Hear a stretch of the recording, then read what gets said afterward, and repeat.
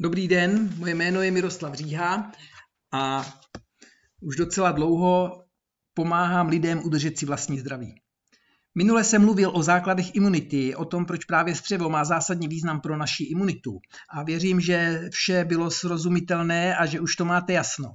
Pokud ne, tak zde je odkaz, kde se na to video můžete znovu podívat. Dnes ale budu mluvit o něčem jiném, a to o výzbroji našich imunitních buněk. Prozradím, jak si rychle a účinně můžete vyzbrojit své imunitní buňky pomocí přírodní potraviny. Jak už víte, tak útok na naše obranné hradby probíhá trvale.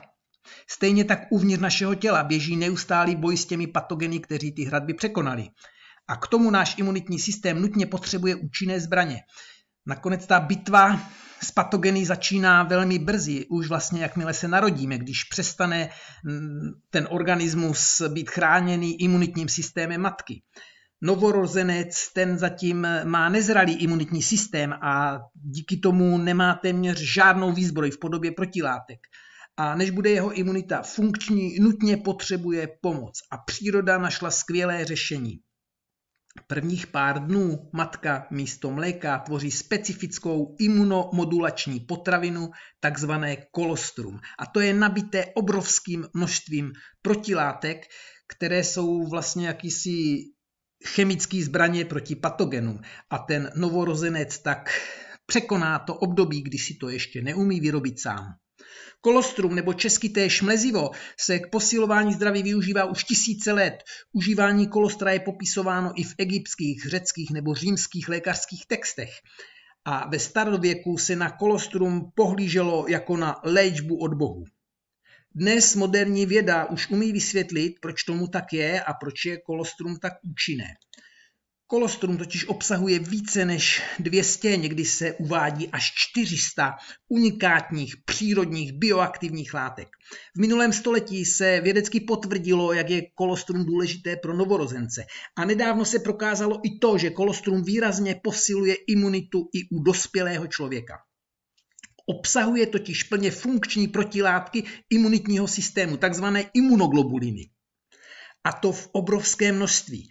V sušině kolostra je 10 až 20% imunoglobulínu, zatímco v krvi máme jen jednotky procent, jen pár procent imunoglobulínu je běžně v krvi. A v tom kolostru je 10 až 20% a dokonce správnou technologií můžeme zvýšit obsah těch protilátek, těch imunoglobulínů až na 40%.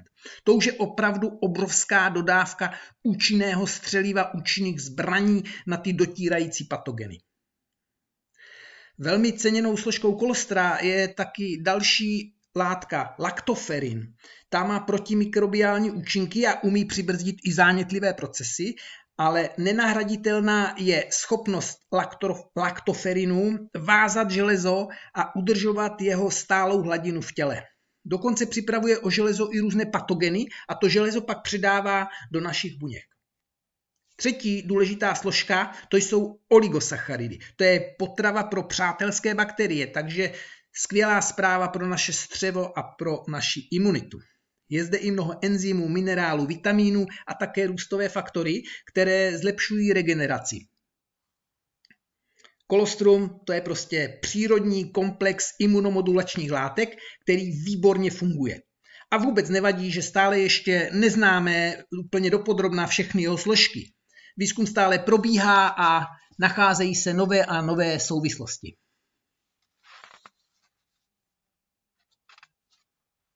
Zde vidíte, kolik studií se již kolostru věnovalo.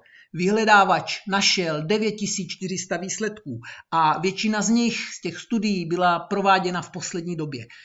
Určitě se ještě vrátím k téhleté druhé studii, která je hodně zajímavá, ale teď se chci ještě chvíli věnovat těm imunoglobulínům a vysvětlit, proč jsou tak důležité. Imunoglobuliny neboli protilátky jsou speciální bílkoviny vyráběné našimi imunitními buňkami. Pomáhají zničit nejrůznější patogeny, nejčastěji tak, že se jich přichytí a vlastně označí je, aby imunitní buňky je rychle našly a navíc jim často ještě něco provedou, aby ty patogeny byly oslabené, než přijde imunitní buňka, tak aby už patogeny se moc nebránily. Naše imunitní buňky vyrábí ty imunoglobuliny a vyrábí asi 1 milion různých typů imunoglobulinů. Slyšíte správně, asi 1 milion různých typů imunoglobulinů v sobě máte. A každý ten typ je účinný pro jednoho konkrétního určitého patogena. Jenom s tím se může spojit a jenom toho může označit a vlastně pomáhat s jeho zlikvidování. Naše imunitní buňky snadno pak toho patogena najdou a zničí. Tím spíš, že imunoglobuliny začnou vlastně uvolňovat signální látku, to vidíme například zde, a ta navede imunitní buňku přímo k tomu patogenu. Tady už to vidíme ve zvětšeném.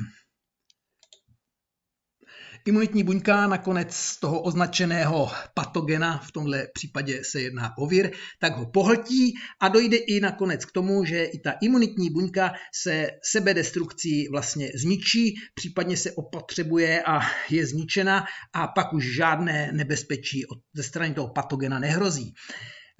Vidíme tedy, že ty imunoglobuliny jsou velmi důležité pro fungující imunitu a navíc, že se neustále spotřebovávají a musí se vyrábět nové a nové a nové. Zrovna tak i ty imunitní buňky, když tam probíhá sebedestrukce a zároveň opotřebení, tak taky se musí obnovovat. A případně se imunitní buňky musí velmi rychle množit, když je to potřeba. Takže to klade dost velké nároky na silný imunitní systém, protože když ten imunitní systém je vyčerpaný, tak nebude tak dokonale fungovat. Když je slabý, tak si asi dokážete představit ty následky. Jako důsledek oslabeného imunitního systému kolem sebe vidíme velmi často a nejde jen o onkologické potíže, které by normálně na samém počátku měl vyřešit imunitní systém a zničit tu rakovinotvornou buňku. Ale ta imunita, když to neudělá, tak nastanou problémy a pak už to třeba ten imunitní systém ani není schopný samostatně zvládnout. Ale dnes se dokonce i vlastně na vědecké úrovni hovoří o tom, že všechny civilizační choroby mají stejnou příčinu a to je chronický zánět. A co to je ten chronický zánět? To je vlastně špatně fungující slabá imunita. Proto se mi kolostrum velice moc líbí, protože je to přírodní řešení, jak můžeme tu svoji imunitu výrazně posílit a vlastně udělat takový první krůček k dlouhodobému posilování imunity, případně ke komplexnímu obnovení celého našeho zdraví. Doporučuji, dopřejte si tu koňskou dávku imunoelementů, které v kolostru jsou. Využijte potenciál pro sebe k posílení své imunity. Ano, na trhu najdeme velké množství výrobků s obsahem kolostra, s různou kvalitou, s různým původem, s různou cenou, v tabletách nebo tekuté, s různou technologií zpracování. Rozhodně není lehké si z té nabídky vybrat to, co pro nás je nejvhodnější. Osobně dávám přednost vyšší kvalitě a ukazatelem kvality v případě kolostra je obsah imunoglobulínů. Nejkvalitnější výrobky mají tu koncentraci, jak jsem říkal, až 40% imunoglobulinu. To je jako obrovská dávka a pak stačí i menší dávka kolostra a ty výsledky jsou vynikající. Důležitá je i technologie výroby, aby se během zpracování teplem nezničilo to nejcennější, co v kolostru je. A samozřejmě musí být dobrá vstřebatelnost a snadné užívání. A pokud v kolostru jsou ještě nějaké další přidané látky, které zvýší efekt toho užívání, no tak tím líp a člověka to samozřejmě potěší. A tohle všechno splňuje novinka na trhu Harmonello Colostrum. Ta se získává pouze z kontrolovaných chovů hovězího dobytka s farem v rámci Evropské unie, což je zase důležité, protože pokud je to kolostrum z Číny, tak má vlastně protilátky proti patogenům, které u nás až tak moc nemusí existovat. V Číně můžou být jiné patogeny, je to daleko než místní. Takže místní kolostrum určitě je lepší volba. Navíc kolostrum Harmonello se suší vakuovým vymražováním a tím se zachová maximum živin citlivých na teplo. A účinné látky jsou taky velmi skoncentrovány díky ultrafiltraci, která odstraní většinu laktózy. Takže Harmonello Colostrum má výrazně vyšší množství účinných složek, než je na trhu běžné. A má i něco navíc. Je v mixu s koenzymem Q10, s vitamínem D a s vitamínem K, což vykazuje synergický efekt. To znamená, že dostaneme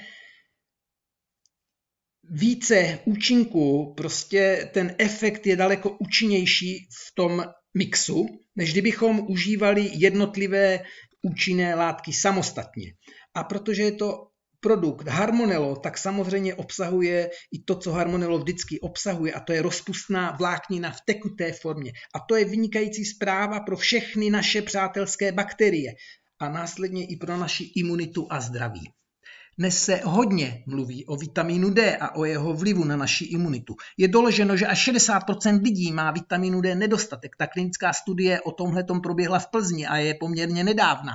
A my ze školy víme, že vitamin D je důležitý i pro pevné kosti, že vlastně reguluje metabolismus vápníku. Ale co nevíme, nebo co je teprve teď nově zjištěné, je, jak velký vliv má na imunitu. On totiž aktivuje imunitní buňky. Tu buňku, co jsme tam viděli, jak požírá toho označeného vira, tak ta buňka potřebuje ke své funkci vitamin D. Takže je výborné, že v tom kolostru je a můžeme teda denně doplňovat svoji denní dávku vitamínu D. A s tím Dčkem je v synergii vitamin K, protože Dčko uvolní vápník a vitamin K ho pak zabuduje do kostí. Navíc ten vitamin K dokonce umí odbourávat usazeniny vápníku v cévách a on blokuje další usazování vápníku v cévách. On vlastně ten vápník převádí do kostí.